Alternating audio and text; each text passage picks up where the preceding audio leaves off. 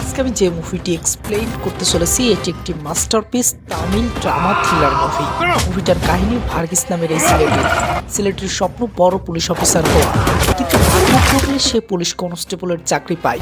কিন্তু যখন সে কনস্টেবলের চাকরি করতে গিয়ে পুলিশ এবং মন্ত্রীর কালো অধ্যায় সম্পর্কে এক এক করে জানতে পারে, তখন সে ভাবতেও পারছিল না সমাজের রক্ষক হিসেবে কালো মুখোশ পরা এই লোকগুলো কত ভয়ঙ্কর হতে পারে।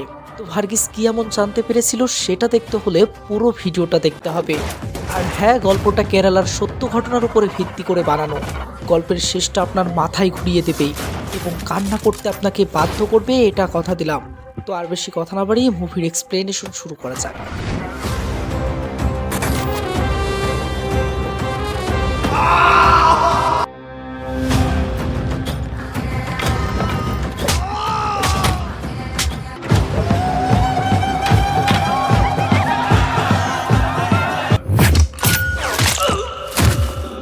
എന്റെ റൈഫിളാണ്.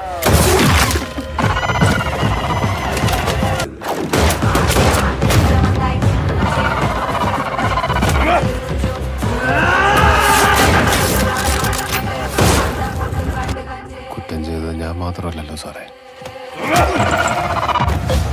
মুভির শুরুতে আমরা দুজন পুলিশ কনস্টেবলকে দেখতে পাই যারা বাসের মধ্যে একজনকে খুঁজছিল।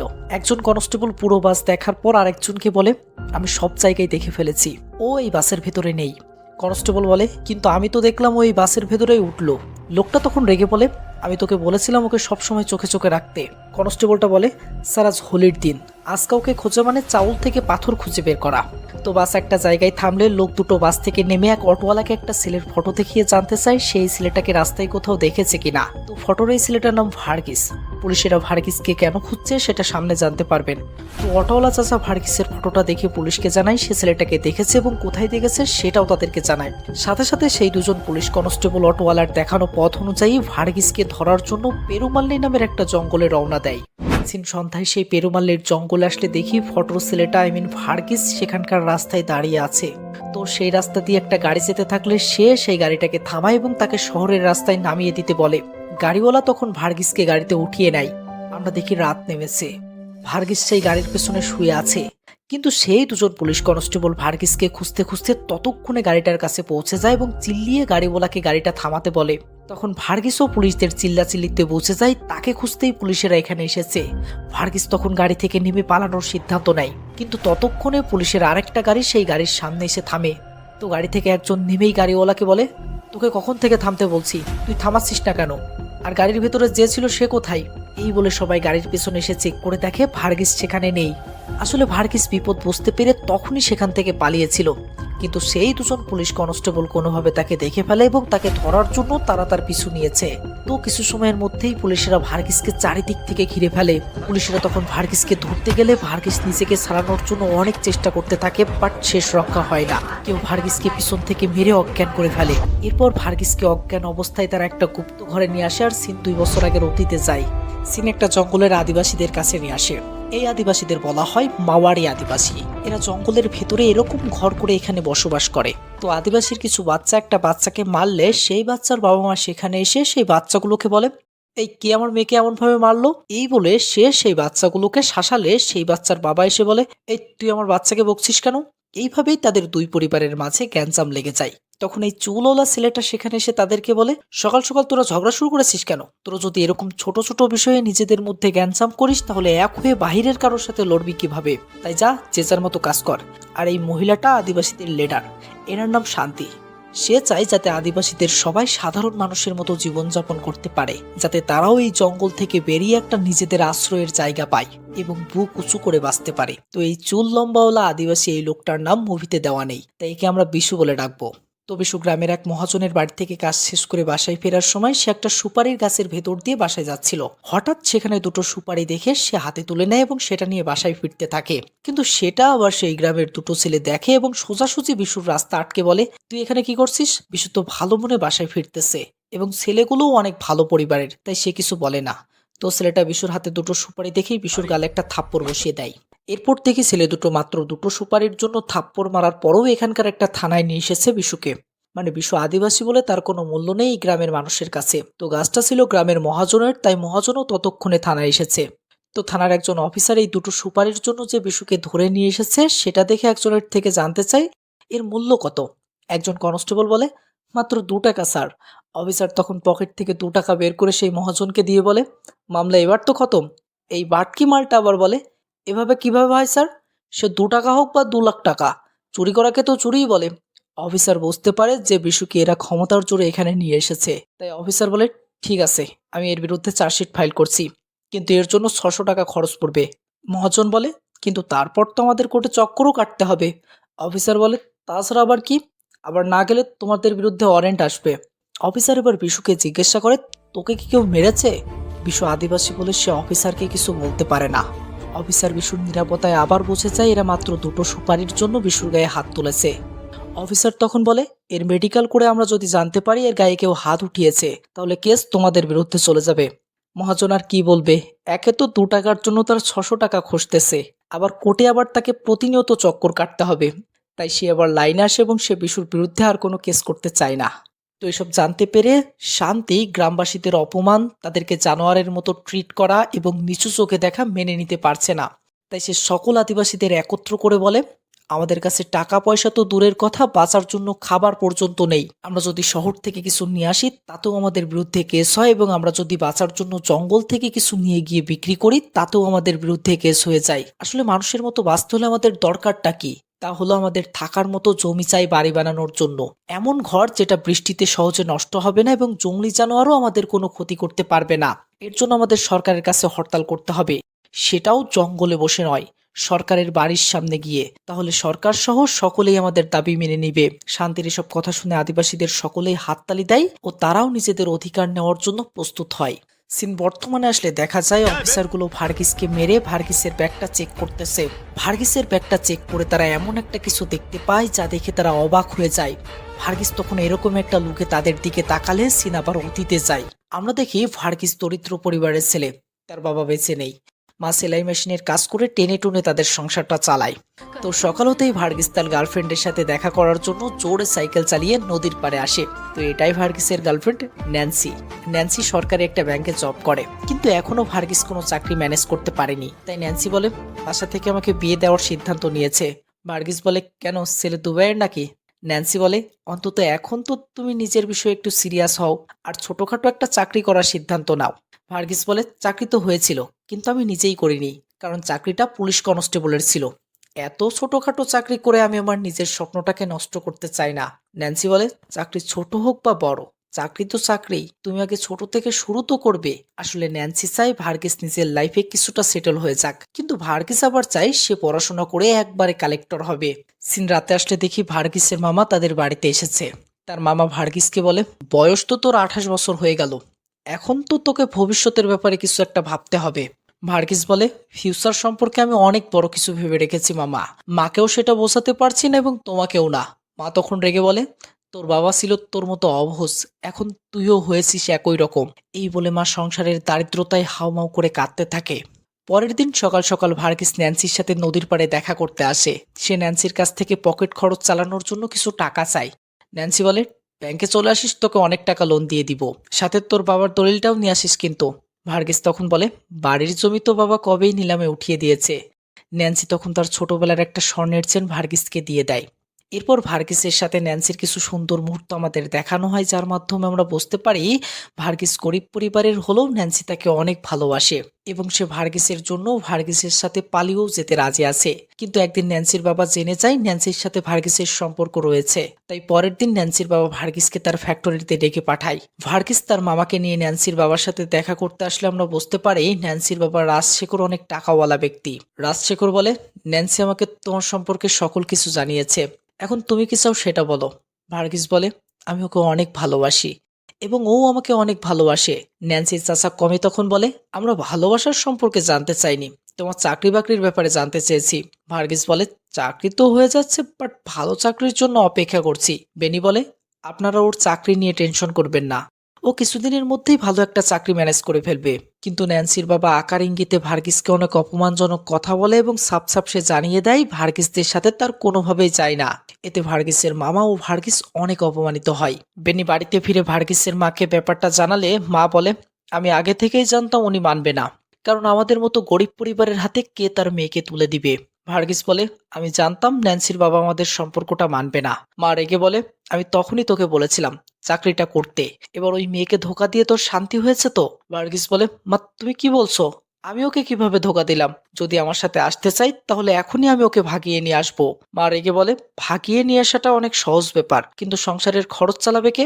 ভার্গিস বলে, আমাদের টেনশন করা লাগবে না, ওর কাছে ওর চাকরি আছে। মা আর কিছু বলে না। তো বাড়িতে এসেই ভার্গিস দেখতে পায় তার পুলিশ কনস্টেবলের চাকরির চিঠি এসেছে। কিন্তু ভার্গিস এতে খুশি না হয়ে তার মাকে জানায় সেই রকম ছোটখাটো চাকরি করতে চায় না। এটা শুনে মা এবার আরো রেগে যায় এবং কান্না করতে করতে ভেতরে চলে যায়। বেনি তখন বোঝায়, তুই তো চাকরিটা করতে করতেও বড় পোস্টে যেতে পারিস। দেখ, তোর মায়ের অবস্থাটা ভেবে অন্তত এই চাকরিটা কর। কিন্তু ভার্গিস তারপরও সে একই কথা বললে বেনি বলে, তোর যা ইচ্ছা কর, কিন্তু তোর সাথে আমার দিদির ইজ্জতটাকেও আর নষ্ট করিস না। এই বলে মামাও রেগে বাসায় চলে যায়। সন্ধ্যায় ভার্গিস ন্যান্সির সাথে দেখা করতে আসলে ন্যান্সিও একই কথা বলে। সে বলে, তুই আমার ব্যাপারে ছেড়ে একবার তোর মায়ের ব্যাপারে ভাব, তোদের দারিদ্রতার ব্যাপারে ভাব। ভার্গিস বলে, এতে আমার কি ভুল বল? আমি তো তোর আর মায়ের ব্যাপারে ভেবেই একটা ভালো চাকরির জন্য অপেক্ষা করছি। ন্যান্সি বলে, তোর এরকম অবস্থায় আমি আমার পরিবারের সাথে কোনো কথা বলতে পারবো না। ভার্গিস বলে, তার মানে এতদিন আমাদের সম্পর্ক তোর কাছে কোনো মূল্যই ছিল না? এতদিন আমার উপর তোর কোনো ভালোবাসাই ছিল না? ন্যান্সি বলে, দেখ, তুই চাকরিতে জয়েন কর, কিছুটা সেটেল হয়ে যায়। এতদিন যেহেতু তোর জন্য অপেক্ষা করতে পেরেছিস, সেহেতু আরো সময় তোর জন্য অপেক্ষা করতে পারবো। তুই নিশ্চিত থাক, আমার বিরুদ্ধে গিয়ে কেউ আমাকে বিয়ে করাতে পারবে না। এই বলে ন্যান্সিও সেখান থেকে চলে যায়। রাতে বাসায় ফিরে এসব কিছু ভেবে ভার্গিস কান্না করতে থাকলে মা বলে, কে তোর লাইফ থেকে চলে যাচ্ছে আর কে তোর লাইফে আসছে এসব ভাবা বন্ধ কর। তুই তোর কাজে মনোযোগ দে। যেদিন তুই তোর লক্ষ্যে পৌঁছে যাবি, দেখবি সবাই আবার তোর কাছে ফিরে এসেছে। আর এর পরে গিয়েই ভার্গিস পুলিশ কনস্টেবলের চাকরিতে জয়েন করে। সিন একটা আন্দোলনের কাছে আসলে দেখি এখানকার দরিদ্র পরিবারের কিছু লোক তাদের অধিকার আদায়ের জন্য রাস্তা আটকে হরতাল করতেছে। আর এখানে সরকারের আদেশ অনুযায়ী কিছু পুলিশ কনস্টেবল এসেছে হরতালটা থামানোর জন্য। আমরা দেখি সেই কনস্টেবলদের মধ্যে ভার্গিসও আছে। তো একজন অফিসার এসে চাচাকে বলে, অনেক হয়েছে, এখন যান না এখান থেকে চাচা।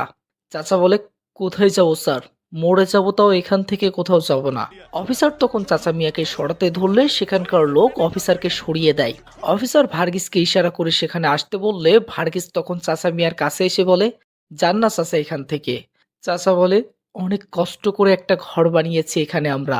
ভার্গিস তখন অফিসারের আদেশ অনুযায়ী চাচা মিয়াকে সরাতে ধরলে চাচা মিয়া রেগে মেগে ভার্গিসকে এইভাবে মেরে দেয়। ভার্গিস তখন রেগে যায় এবং চাচা মিয়াকে লাগাতার চড় মারতে থাকে।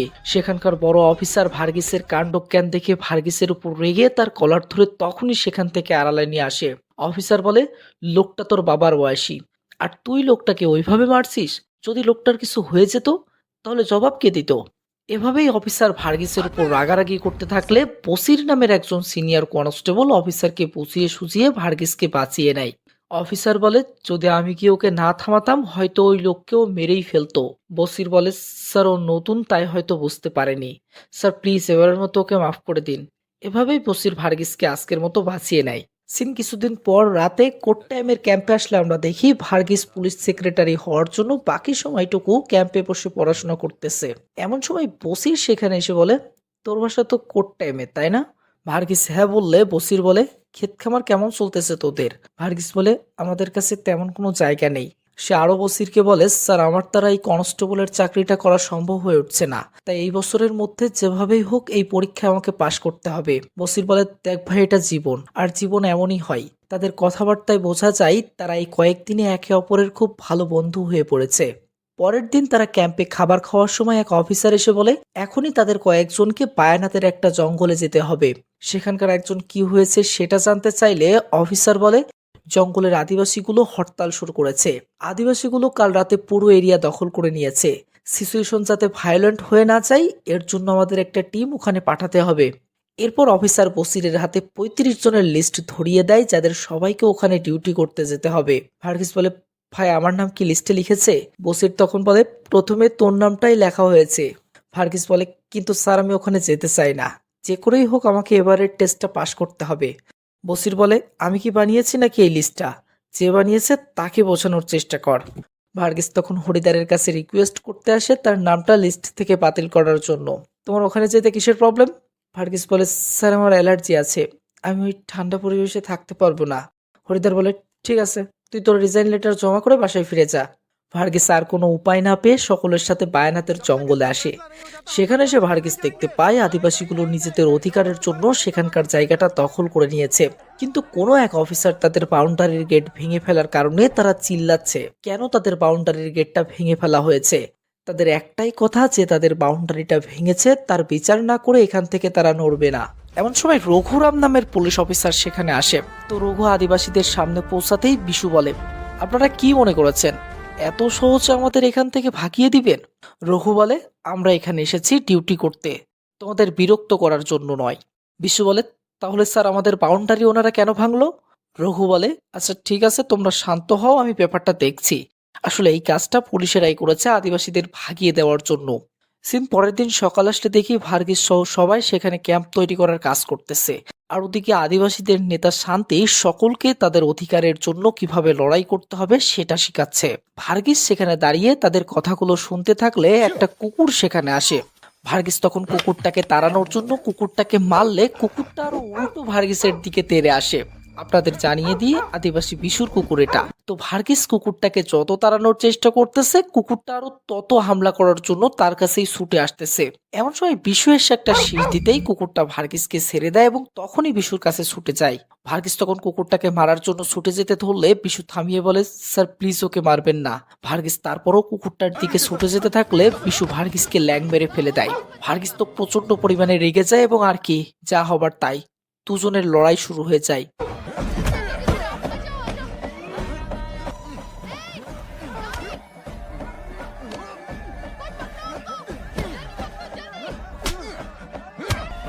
তো বসির ভার্গিসকে থামিয়ে নিয়ে আসলে অফিসার বলে, কি ব্যাপার, তুমি কি এখানে এসে হিরোগিরি দেখাচ্ছ? ওখানে গিয়ে ওদেরকে মারার তোমার কোনো রাইট ছিল না। তুমি কি এই ছোট্ট ব্যাপারটা বুঝতে পারোনি? এখন থেকে তুমি সেটাই করবে যেটা আমি বলবো, বুঝতে পেরেছো? এই বলে বসিরকে বলে, কাল মুখ্যমন্ত্রী এখানে আসতেছে আদিবাসীদের বিষয়টা ডিসকাস করার জন্য। তাই দ্বিতীয়বার যদি এমন ভুল তোমার দোস্ত করে তাহলে তোমার দোস্তকে চাকরি থেকে বরখাস্ত করা হবে। এসব বলে রঘুরাম চলে গেলে বসির ভার্গিসকে বোঝায় যে এমনটা কেউ করে। এরপর সিন আবার অতীত থেকে বর্তমানে চাই। আমরা দেখি বসিরকে জিজ্ঞাসাবাদ করার জন্য একটা আর্মি অফিসার সেখানে এসেছে। তো অফিসারটা বলে, ভিকটিমের বডিতে আমরা যে গুলিটা পেয়েছি সেই গুলিটা তোমার রাইফেল থেকেই শুট করা হয়েছে। ভার্গিস বলে, হ্যাঁ এটা আমারই রাইফেল ছিল। অফিসার বলে, তার মানে তুমিও সেই খুনের সাথে সামিল ছিলে? ভার্গিস বলে, না স্যার, আমি একাই ছিলাম না, অপরাধী এর পেছনে আরো অনেকজন রয়েছে। অফিসার তখন একটা পেপারে সাইন করতে বলে ভার্গিসকে। আসলে এই পেপারে যদি ভার্গিস সাইন করে তাহলে ভার্গিস স্বীকার করতেছে যে সে সেই মার্ডারটা করেছিল, কিন্তু ভার্গিস অফিসারের মুখের উপর সেই পেপারটা ছিঁড়ে ফেলে। এটা দেখে রেগে মেগে অফিসার ভার্গিসকে লাথি মেরে ফেলে দেয়। সিন আবার অতীতে যায়। রাতে রান্না করার সময় একজন বলে, তুই ওই আদিবাসীকে মেরে ঠিকই করেছিলি, ওই আদিবাসীদের জন্যই আমাদের এখানে পৌঁছতে হচ্ছে। ভার্গিসের সাথে সবাই একমত হলেও বসির একমত হয় না। সে বলে, আমাদের পরিবারের কাছে একটা না একটা ঘর তো আছেই, কিন্তু ওদের কাছে কিছুই নেই, তাই আমাদেরও ওদের ব্যাপারে একটু ভাবা উচিত। সিন পরের দিন সকাল আসলে দেখি মুখ্যমন্ত্রী শান্তির সাথে ডিসকাস করার জন্য সেখানে এসেছে। শান্তি বলে, আমাদের এখানে আসার 37 দিন হয়ে গেল, আমাদের ভয় দেখানোর জন্য আপনারা পুলিশদেরকে এখানে নিয়ে এসেছেন, কিন্তু আমরা এবার আর দমবো না। আমাদের শরীরে যতক্ষণ দম থাকবে ততক্ষণ আমরা লড়ে যাব। মন্ত্রী বলে, সরকার তোমাদেরকে জমি দিবে, কিন্তু তার জন্য সময় তো লাগবে, সেটাও তো তোমাদেরকে বুঝতে হবে। শান্তি বলে, স্যার আর কতদিন সময় নিবেন? আপনারা তো অনেক দিন থেকে আশা দেখিয়ে আসছেন, দেব দেব বলে 1.5 বছর সময় নিয়ে ফেলেছেন।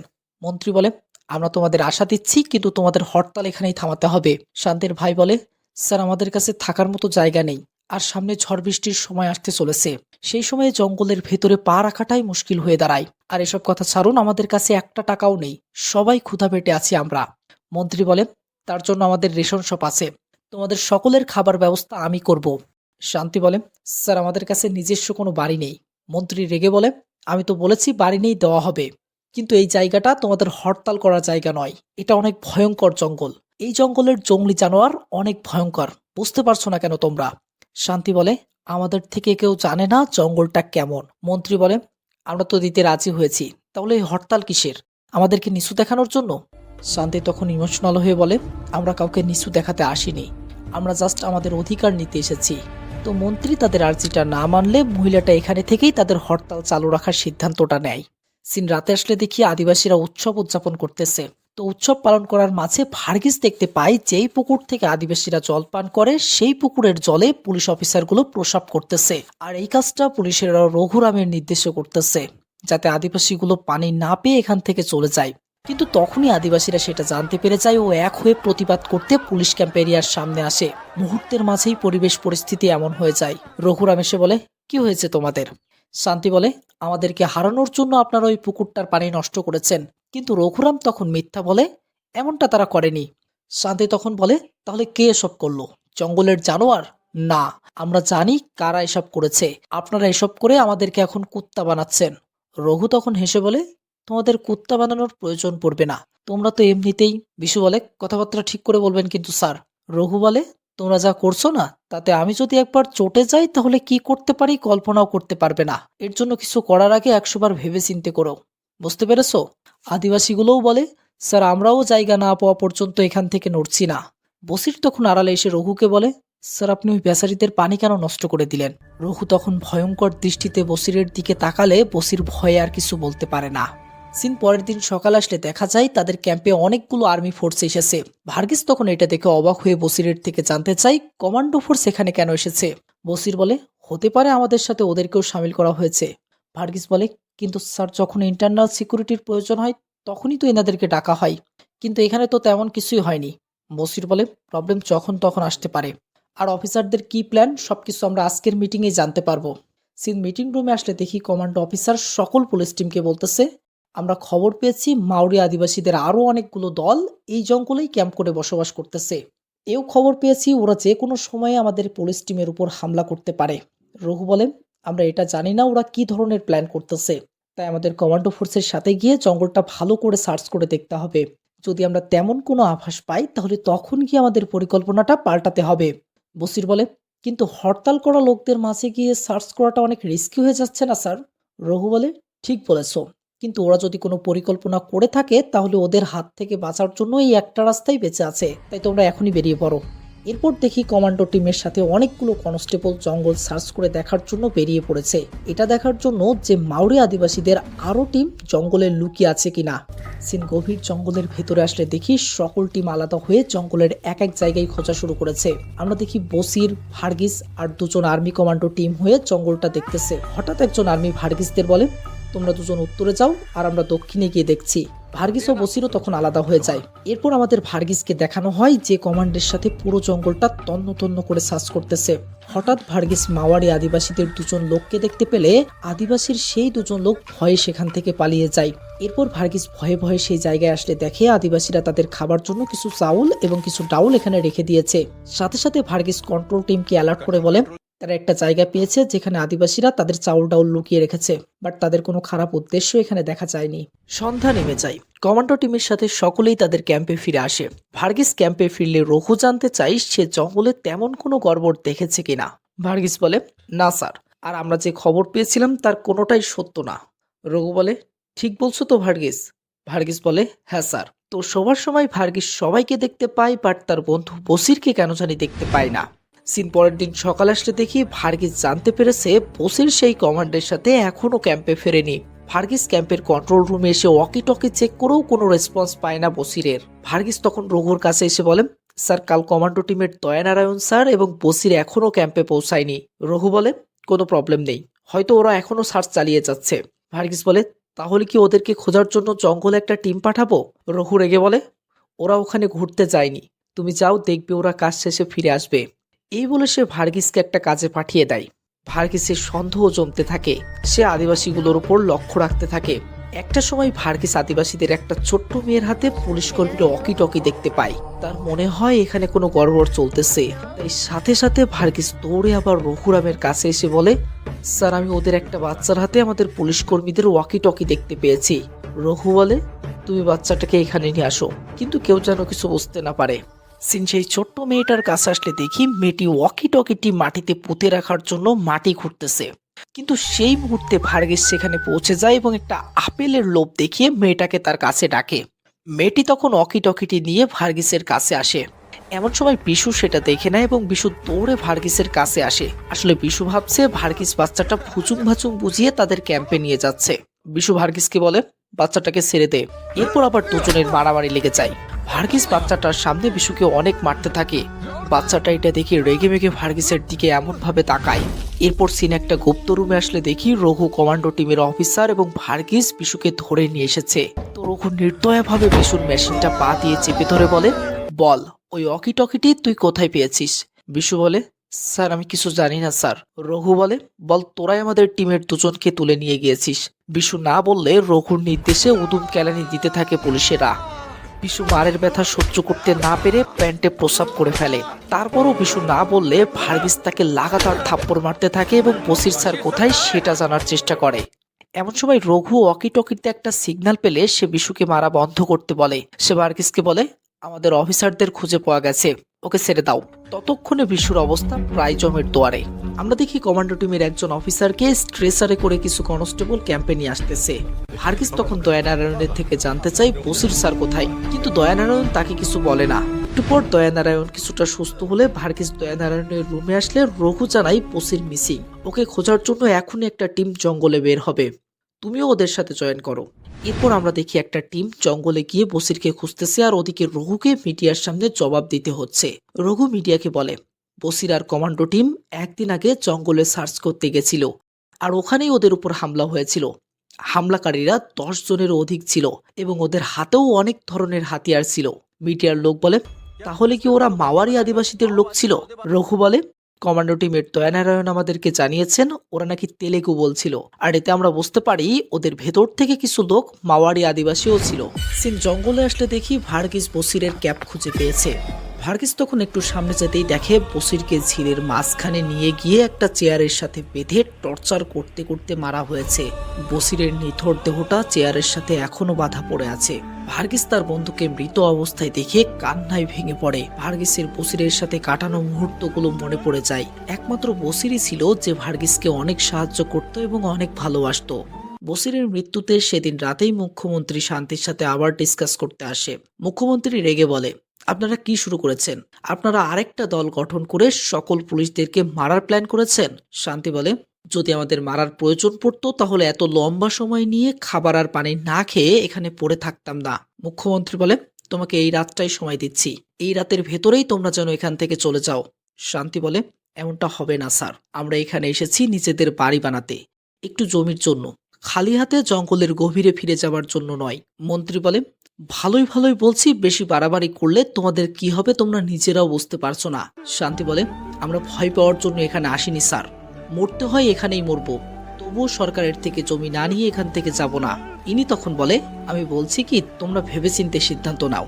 শান্তি বলে, আমরা 2-1 মাস চিন্তাধারা করে এই সিদ্ধান্ত নেইনি, অনেক বছর ধরে এই সিদ্ধান্তটা নিয়েছি। মন্ত্রী তারপরও তাদের কিছুটা জমি দিতে রাজি হয় না। শান্তি তখন বাহিরে বেরিয়ে আসলে রঘু রেগে মেগে ভয়ঙ্কর দৃষ্টিতে তাকায়। শান্তি বুক উঁচু করে বাহিরে বের হয়ে আসলে মিডিয়ার লোক তাকে প্রশ্ন করতে শুরু করে। তারা জানতে চায় একজন পুলিশ কর্মীকে মারার পেছনে কাদের হাত আছে। শান্তি বলে, আমরা এসব কিছু জানি না। মিডিয়ার লোক বলে, তাহলে কি আপনাদের আরেকটা দল ওনাদেরকে মেরেছে? শান্তি বলে, আমাদের আর কোনো দল নেই যে তাদের দিয়ে ওনাদেরকে মারতে হবে। এই বলে শান্তি ভিড় থেকে তাদের বাউন্ডারির ভেতরে ফিরে আসে। শান্তির ভাই তখন শান্তিকে বলে, হয়তোবা আমরা এখন আর ওদের সাথে লড়তে পারবো না, আমাদের এখান থেকে এখন ফিরে যাওয়া উচিত। শান্তি বলে, না ভাইয়া, এখান থেকে এখন আমরা চলে গেলে আর কখনোই জমি পাবো না। পরের দিন সকাল আসতে দেখি উপর মহল থেকে ফোন করে রঘুকে বলতেছে, আমাদের টিমের একজনের মৃত্যু হয়েছে, তাই যে করেই হোক আজকের মধ্যেই ওদের হরতালটা তোমাদেরকে থামাতে হবে। যা করার তাড়াতাড়ি করো, না হলে সিচুয়েশন অনেক খারাপ হয়ে যাবে। রঘু বলে, ঠিক আছে স্যার, আমি দেখছি কি করা যায়। এমন সময় ভার্গিস এসে বলে, বসির স্যারকে কে মেরেছে সেটা কি জানতে পেরেছেন? রঘু বলে, মাওয়ারি আদিবাসীদের লোকেরা। ভার্গিস বলে, তাহলে তো ইনভেস্টিগেশন করে ওকে ধরতে হবে। রঘু তখন বলে, আমাদের কাছে ইনভেস্টিগেশন করার মতো এত সময় নেই, উপর মহল থেকে চাপ দিচ্ছে, এই জায়গাটা যেভাবেই হোক আজকের মধ্যেই আমাদের ফাঁকা করতে হবে। ভার্গিস আর কিছু বলতে পারে না। তাহলে কি তার বন্ধুর মৃত্যুটা এভাবেই রহস্য হয়ে থাকবে? এসব ভেবে ভার্গিস মনের দিক থেকে পুরো ভেঙে পড়ে। একটা সময় ভার্গিস নিজেকে আর থামাতে না পেরে নিজেই বসিরের মৃত্যুর রহস্য জানার জন্য তদন্ত করতে শুরু করে এবং সেই কমান্ডো টিমের দয়ানারায়ণ স্যারের কাছে আসে। তো ভার্গিস দয়াকে বলেন, স্যার আপনাদের দুজনের উপর কারা হামলা করেছিল? দয়া কিছু বলতে চায় না ও তাকে চলে যেতে বলে। ভার্গিস তখন একটা ছুরি বের করে বলে, বসির স্যারের বডির পাশে আমি আপনাদের ব্যবহার করা এই ছুরিটা পেয়েছিলাম, তাই ওই দিন জঙ্গলে কি হয়েছিল সেটা আমাকে জানান, আপনার ছুরিটা বসির স্যারের লাশের পাশে কিভাবে পড়েছিল? এটা শুনতেই দয়া ছুরিটা নিয়ে ভার্গিসের উপর হামলা করার প্রস্তুতি নেয়। মানে মাওয়ারি আদিবাসীদের লোকেরা বসিরকে মারেনি। এরপর দুজনের ভেতরে মারামারি শুরু হয় আর দয়া ভার্গিসকে মারতে শুরু করলে জঙ্গলে সেদিন কি হয়েছিল সেটা দেখানো হয়। হঠাৎ করে বসিরকে সুযোগ বুঝে দয়া মারতে শুরু করে। এরপর মারতে মারতে তাকে কেন জানি মেরেই ফেলে। সিন বর্তমানে আসলে ভার্গিস কোনো রকমে নিজেকে ছাড়িয়ে দৌড়াতে দৌড়াতে রঘুর কাছে আসে এবং টলমলো ফেসে রঘুকে বলে, আদিবাসীদের কোনো টিম বসির স্যারকে মারেনি। কমান্ডো টিমের দয়ানারায়ণ বসির স্যারকে মেরেছে। রঘু বিশ্বাস করতে না চাইলে ভার্গিস বলে, প্রফেশনাল ট্রেনিং ছাড়া বসির স্যারকে যেভাবে মারা হয়েছে সেটা কোনোভাবেই সম্ভব না। রঘু বলে, কমান্ডো টিমকে এখানে পাঠানো হয়েছে আমাদের সাথে এক হয়ে কাজ করার জন্য, আমাদের ভেতরে কাউকে মারার জন্য নয়। ভার্গিস তখন রঘুকে পয়েন্টে পয়েন্টে প্রমাণ করে দেয় বসিরকে কমান্ডো টিমের দয়ায় মেরেছে। রঘু তখন বলে, তোমাকে এখানে কেন নিয়ে আসা হয়েছে? এখানে কোনো ঝামেলা হলে সেটা থামানোর জন্য, কিন্তু তুমি সেটা না করে অন্য কাজ করে বেড়াচ্ছ। ভার্গিস, আমরা একটা মিশনে আছি, তুমি এর মাঝে আর অন্য কোনো সমস্যার সৃষ্টি করো না। যেটা হয়ে গেছে সেটা হয়ে গেছে। তারপরেও ভার্গিস বলে, স্যার আপনি যেভাবেই হোক দয়াকে গ্রেপ্তার করেন, আমি সকল প্রমাণ ম্যানেজ করছি। বসির স্যারের সাথে ও যা করেছে তার সাজা ওকে দিতেই হবে। ভার্গিস যখন কিছুতেই মানতে চাচ্ছিল না তখন বাসু ইশারায় কমান্ডো টিমের লোককে ডাকলে সাথে সাথে কমান্ডো টিমের লোক দরজা বন্ধ করে ভার্গিসকে ঘিরে ধরে। যা দেখে অবাক হয়ে ভার্গিস রঘুর দিকে তাকালে রঘুর ফেসে শয়তানি এক হাসি খেলে ওঠে। মানে বসিরকে মারার পেছনে প্রথম অবস্থায় রঘুরই হাত আছে। রঘু তখন বলে, বসিরকে মারার আমার কোনো ইচ্ছা ছিল না, কিন্তু এই দাঙ্গামা থামানোর জন্য একজন না একজন কনস্টেবলকে আমাকে মারতেই হতো, কারণ এছাড়া আমাদের হাতে আর কোনো রাস্তা ছিল না। কিন্তু এখন দেখছি বসিরকে না মেরে তোকে মারা উচিত ছিল। আসল ব্যাপারটা আমি আপনাদের বুঝিয়ে বলছি। রঘু পুলিশ কর্মীদের একজনকে মেরে সেই দোষটা মাওয়ারি আদিবাসীদের ঘাড়ে চাপিয়ে দিলে যদি তাদের অন্যায়ভাবে মেরে এখন সেখান থেকে উঠিয়েও দেওয়া হয় তবুও পাবলিক এখন কোনো প্রশ্ন দাঁড় করাবে না। কিন্তু খালি ভাবে ওদেরকে মেরে ওখান থেকে উঠিয়ে দেওয়া হলে পাবলিক প্রশ্ন খাড়া করতে পারে এবং তখন সরকার সহ তারা আরো সমস্যার মধ্যে জড়িয়ে পড়তে পারে। তাই রঘু প্ল্যান করে কমান্ডো টিমের সাথে এক হয়ে বসিরকে মেরে মিডিয়ার কাছে সকল দোষ আদিবাসীদের উপরে দিয়ে দিয়েছিল। তার মানে কমান্ডো টিমের সাথে পুলিশ কর্মী গিয়ে আদিবাসীদের আরো দল রয়েছে কিনা সেটা সার্চ করতে জঙ্গলে যাওয়া, হঠাৎ করে কমান্ডো টিমের দয়া ও পুলিশ কর্মী মিসিং হওয়া, এসব কিছু বাসুরি প্ল্যান ছিল। এবং যে ভার্গিসের সামনে বিশুকে দোষী বানানো সেটাও রঘুরি প্ল্যানের অন্তর্গত। পুলিশদের শয়তানি প্ল্যান শুনে এবং দেখে ভার্গিস তো অবাক হয়ে যায়। রঘু তখন থ্রেট দিয়ে বলে, তুমি এইসব কথা এখন চিল্লিয়ে বললেও কেউ তোমার কথা বিশ্বাস করবে না, তাই আমি যা বলছি তাই করো। এই বলে বাসু সেই রকম একটা পার্ট নিয়ে বাহিরে বেরিয়ে আসে আর সিন বর্তমানে আসে। আমরা দেখি সেই গোডাউনে এবার রঘু এসেছে ভার্গিসের সাথে কথা বলতে। রঘু বলে, তোমার বিরুদ্ধে মার্ডার কেসের চার্জশিট ফাইল করে ফেলেছি, মার্ডার কেসের শাস্তি ভোগ করার জন্য তুমি প্রস্তুত হও। এই বলে রঘু শয়তানি হাসি হাসতে থাকলে ভার্গিসও কেন জানি হাসতে থাকে। ভার্গিস বলে, ক্রাইম করলেন আপনি এবং ক্রাইমের দোষীও সিলেক্ট করলেন আপনি, তাতে কি হয়েছে, তারপরও লড়ে যাবো আমি। এই বলে এমন ভাবে তাকালে সিন আবার অতীতে যায়। দয়া এমন ভাবে ভার্গিসকে লাঠি দিয়ে মারে আর ভার্গিস সেখানে অজ্ঞান হয়ে পড়ে থাকে। সিন বাহিরে আসলে দেখা যায় বাসুর নির্দেশে সকল কনস্টেবল গুলো লাঠিসোঁটা ও গুলিগোলা নিয়ে আদিবাসীদের সেখান থেকে ভাগিয়ে দেওয়ার জন্য প্রস্তুতি নিয়েছে। ওদিকে আদিবাসীগুলোও পুলিশদের মতলব বুঝতে পেরে লাঠিসোঁটা নিয়ে তারাও পুলিশদের দিকে রুখে যাচ্ছে।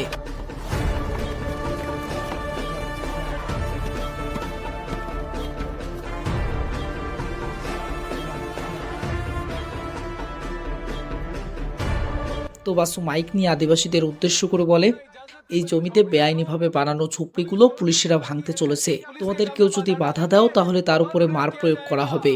এরপর আর কি শুরু হয় পুলিশ ও আদিবাসীদের লড়াই।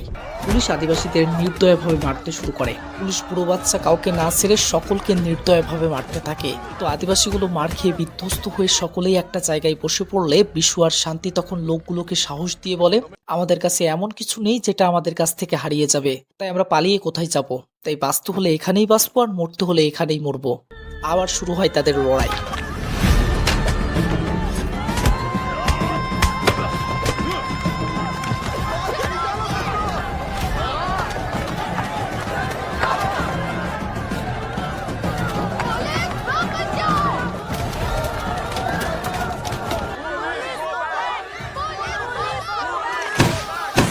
পুলিশ এবার বন্দুক থেকে ম্যাগনিফাইড ছুটতে শুরু করলে আদিবাসীগুলো ম্যাগনিফাইড গুলো কুড়িয়ে পুলিশদের দিকে উল্টো ছুটতে থাকে। গুলিগোলার আওয়াজে ভার্গিসের তখন জ্ঞান ফেরে। ভার্গিস টলতে টলতে বাহিরে এসে দেখে পুলিশেরা বাসুর নির্দেশে মুরব্বী, বাচ্চা, জোয়ানকে মেরে ফেলার মতো করে পেটাচ্ছে। এসব দেখে ভার্গিস থমকে গেলে রঘু ভার্গিসের হাতে বন্দুক ধরিয়ে আদিবাসীদের নির্দয়ভাবে মারতে বলে। ভার্গিসের তখন বসিরের বলা একটা কথা মনে পড়ে যায়। সে বলেছিল যদি কেউ এই বন্দুকটা ব্যবহার করার সুযোগ পায় তাহলে সে নিজেকে অনেক বড় হিরো মনে করে। কিন্তু কেরালা পুলিশের ক্ষেত্রে এটা আলাদা। যদি তুমি এটা ব্যবহার করো তাহলেও সমস্যা এবং না করো তাতেও সমস্যা। তাই যদি ভগবানকে বিশ্বাস করো, প্রার্থনা করো যেন কখনো এই বন্দুকটা তোমাকে ব্যবহার করতে না হয়। সিন বর্তমানে আসলে দেখি ভার্গিস যেতে না চাইলেও তাকে ঠেলে দেওয়া হচ্ছে ময়দানে। ভার্গিস কিছু বুঝতে পারছে না সে কাকে মারবে আর কাকে ছাড়বে। না আছে আদিবাসীদের কোনো অপরাধ, না আছে পুলিশ কর্মীদের কোনো অপরাধ। ওরা তো মন্ত্রী এবং বাসুর মতো অফিসারদের হাতের শিকার। কিন্তু মন্ত্রী আর বাসু দূর থেকে দেখে ঠিকই মজা নিচ্ছে, কিন্তু নির্দোষ আদিবাসী ও নির্দোষ পুলিশ ওদের চালে এক এক করে শিকার হচ্ছে। আর এছাড়া ওদের কাছে কিন্তু কোনো উপায়ও নেই। এটাই কিন্তু বাস্তবতা। তো ভার্গিস একবার আদিবাসীদের বাঁচাচ্ছে, তো আরেকবার তার সহকর্মীদের বাঁচাচ্ছে। তো একটা সময় বিশু রেগে ভয়ঙ্করভাবে তীর ছোড়ার সিদ্ধান্ত নেয়। ভার্গিস ভুল বুঝে বিশুকে অনেকবার মেরেছে, তাই সে নিস্তব্ধ হয়ে সেখানেই দাঁড়িয়ে থাকে। কিন্তু বিশু ভার্গিসকে না মেরে রঘুর দিকে তীরটা ছুড়ে মারে, কিন্তু রঘু সরে যায় আর তীরটা পুলিশ জিপে গিয়ে লাগে। সকল পুলিশ বিশুকে গরু পেটাতে থাকে। তখন আবার বাসু মাইকে ঘোষণা দেয় পুলিশ চাইলে তারা নিজেদের সুরক্ষার জন্য তাদের উপর গুলি চালাতে পারে। এরপর অরিজিনাল সিনেই দেখাবো যাতে মুভির ইমোশনটা ফিল করতে পারেন।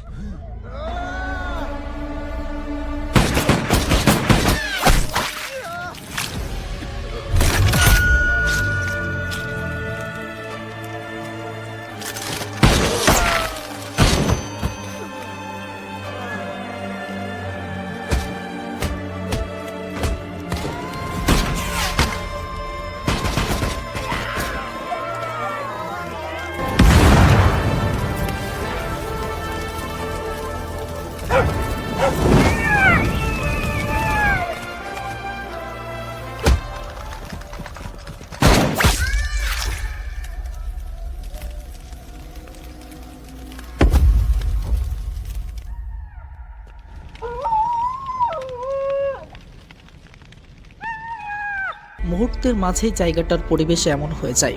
আমরা দেখি যারা যারা আদিবাসীদের মধ্যে বেঁচে আছে এবং সেখানেই দাঁড়িয়ে রয়েছে তাদেরকে বাসুর নির্দেশে হ্যান্ডকাপ পরিয়ে অপরাধী হিসেবে থানায় নিয়ে যাওয়ার জন্য পুলিশ জিপে তোলা হচ্ছে। বিশুর লাশটা মিডিয়ার লোক ঘিরে ধরে ও জনতাকে বলে পুলিশ এবং আদিবাসীদের লড়াইতেও অনেকজন আহত এবং নিহত হয়েছে। কি কারণে হয়েছে, কিসের জন্য হয়েছে সেটা কিন্তু বলছে না। বললেও কিন্তু কিছু করার নেই, কারণ যেই দেশে এমন ধরনের মন্ত্রী এবং বাসুর মতো ক্রিমিনাল থাকে সেখানে কারোরই কিছু করার থাকে না। ভার্গিস নিস্তব্ধ হয়ে একটা জায়গায় বসে এসব ভাবতে থাকলে একটা কনস্টেবল এসে বলে এটা তো তোমার বন্দুক তাই না? সরকারি জিনিস সামনে রাখো, না হলে সমস্যায় পড়বে। ভার্গিস বাড়িতে ফিরলেও সেই অতীত মুছে ফেলতে পারে না। সবসময় সেই অন্যায় অতীত তার পেছনে তাড়া করে বেড়াচ্ছিল। ভার্গিস টিভি অন করলে দেখে বসিরের মৃত্যুর অপরাধী হিসেবে আদিবাসীদের সকলকে কোর্ট সাজা দিচ্ছে। দোষ করলো কারা এবং সাজা ভোগ করছে কারা? জাস্ট সরকারের কাছে মাথা গোছার মতো একটা জায়গা পাওয়ার জন্য হরতাল করাতে আদিবাসীগুলোর বংশই নির্বংশ করে দিল সরকারের উঁচু পদের কর্মচারীগুলো। ভার্গিস নিজের মধ্যে এসব কিছু আর চেপে রাখতে না পেরে তার গার্লফ্রেন্ড ন্যান্সিকে সকল কিছু খুলে বলে। ন্যান্সি সব শুনে বলে পুলিশেরাও যে ওদের সাথে এতটা অন্যায় করতে পারে সেটা বিশ্বাস করার মতো নয়। আচ্ছা এখন তুমি কি করতে চাও? ভার্গিস কান্না করতে করতে বলে আমি যদি ওদের মতো করে চুপচাপ কাজ করি তাহলে মাসে মাসে ইনকাম করতে পারবো, কিন্তু আমি এমনটা করতে পারছি না। চোখ বন্ধ করলে বসির স্যারের মৃত্যু, আদিবাসীগুলোর আর্তচিৎকার আমার চোখে প্রতিটা সময় ভেসে উঠছে। কলিজা জ্বলে যাচ্ছে আমার। এভাবে থাকলে হয়তো দম বন্ধ হয়ে কবে মারা যাব। ন্যান্সি তখন ভার্গিসকে সাহস দিয়ে বলে তোমার মন যেটা চাই তুমি সেটা করো, তাতে চাকরি গেলে যাক, তোমার বিরুদ্ধে কেস হয়ে গেলে হোক। ন্যান্সির এই কথাই বসির নিজের ভিতরে সাহস খুঁজে পায়। ভার্গিস এবার পরের দিনই পুলিশের ঊর্ধ্বতন কর্মকর্তার কাছে এসে সকল কিছু খুলে বলে। অফিসার সব শুনে বলে তোমার কাছে কি তোমার কথার কোনো প্রমাণ আছে? ভার্গিস চুপ হয়ে গেলে অফিসার রঘুকে তখনই সেখানে ডাকে। অফিসার রঘুকে বলে এই যে সবকিছু জানি তুমি আমাকে আগে জানাওনি কেন? আর একে তুমি কি পুলিশ ডিপার্টমেন্টের নিয়ম শিখাওনি? বাসু বলে স্যার এত কিছু বোঝার মতো এখন ওর ক্ষমতা হয়নি, মানে এই প্ল্যানে পুলিশের ঊর্ধ্বতন কর্মকর্তারও হাত আছে। অফিসার এসে বলে যাও তুমি নতুন তাই তোমাকে আর একবার সুযোগ দিলাম, আর আমরা তো একই ইউনিফর্ম পরা লোক। ভার্গিস তখন ইমোশনাল হয়ে বলে বসির স্যারের লাশের উপরেও তো একই ইউনিফর্ম ছিল। এটা শুনে বাসু বলে, ভার্গিস এসব আমাদের সিদ্ধান্ত নয়, উপর মহল থেকে আমাদের যেটা করতে বলা হয়েছে আমরা সেটাই ফলো করেছি। যদি তুমি আমার জায়গায় থাকতে তাহলে তুমিও এমনটা করতে। কিন্তু ভার্গিস থামে না, সে এক এক জায়গায় গিয়ে সত্যটা সামনে বের করার চেষ্টা করে। সিনেমার বর্তমানে আসলে বুঝতে পারি এই কারণেই ভার্গিসকে বাসু ধরে এখানে আটক করে রেখেছে এবং তাকে নির্মমভাবে অত্যাচার করছে যাতে সে এসব কিছু চেপে যায়। তো ভার্গিস কোনোভাবেই যখন থামতে চায় না তখন বাসু বলে, ডিপার্টমেন্ট এবার সিদ্ধান্ত নিয়েছে তোমাকে খতম করবে। কিন্তু ভার্গিস তখন ভয় না পেয়ে গর্বের সাথে বলে, আমি এই গেম অলরেডি জিতে ফেলেছি স্যার। সিন আবার অতীতে যায়, দেখানো হয় ভার্গিস জেলে গিয়ে শান্তিকে সকল ঘটনা খুলে বলেছে। সব শুনে শান্তি বলে, আমরা যদি এই কথা চিল্লিয়েও বলি তাও আমাদের কথা কেউ বিশ্বাস করবে না। আমরা হেরেছি তাতে কি, জান থাকা পর্যন্ত লড়েই যাব। ভার্গিস বলে, পুরো ডিপার্টমেন্ট এই কাজের সাথে ইনভলভড, এমনকি ডিজিপিও ওদের সাথে ইনভলভ ছিল। আমি অনেক চেষ্টা করেছি, বাট এই কাজ পুরো করাটা অসম্ভব। শান্তিও তখন ভার্গিসকে সাহস দিয়ে বলে, একমাত্র তুমিই পারবে এই কাজটা পূরণ করতে, জাস্ট ভয় পাবে না। ভার্গিসও তখন বলে, ঠিক আছে, আমি লড়ে যাব। এরপর দেখানো হয় ভার্গিস গোপনে গোপনে সকল আদিবাসীদের সাথে যে যে অন্যায় হয়েছে সকলের স্টেটমেন্ট লিখে হাইকোর্টে পেশ করেছে। তখন দাঙ্গামা হওয়ার রাতের সিন দেখানো হয়। পুলিশের গুলিতে আরো 5 জনের মৃত্যু হয়েছিল, তার মধ্যে 4 জন ছিল বয়স্ক আর একজন ছিল সেই ছোট্ট মেয়েটা। এই 5 জনের লাশ যদি মিডিয়ার সামনে তুলে ধরা হতো তাহলে বাসুকে সকলের সামনে জবাবদিহি করা হতো। তাই রঘু এই লাশগুলো এখন গুম করে দিবে। ভার্গিস লাশগুলো দেখে কান্নায় ভেঙে পড়ে। তো মাটি খনন করে লাশগুলো দেওয়ার পর বাসু ভার্গিসকে বলে, তুই এদের গায়ে আগুন চালাবি। ভার্গিস না দিতে চাইলে বাসু ভার্গিসের কোমরে পিস্তল তাক করে। ভার্গিস না চাইলেও লাশগুলোর গায়ে আগুন দিতে বাধ্য হয়।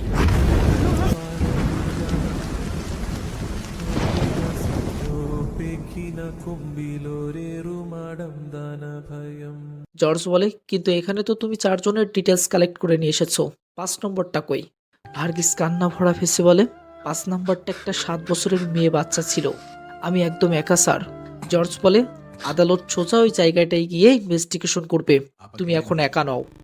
এরপর ভার্গিস জর্জকে সেই জায়গায় নিয়ে এসে জায়গাটা দেখালে ফরেন্সিক টিম জায়গাটা ঘুরে দেখতে থাকলে ভার্গিসের স্টেটমেন্ট অনুযায়ী সকল কিছু মিলে যায়।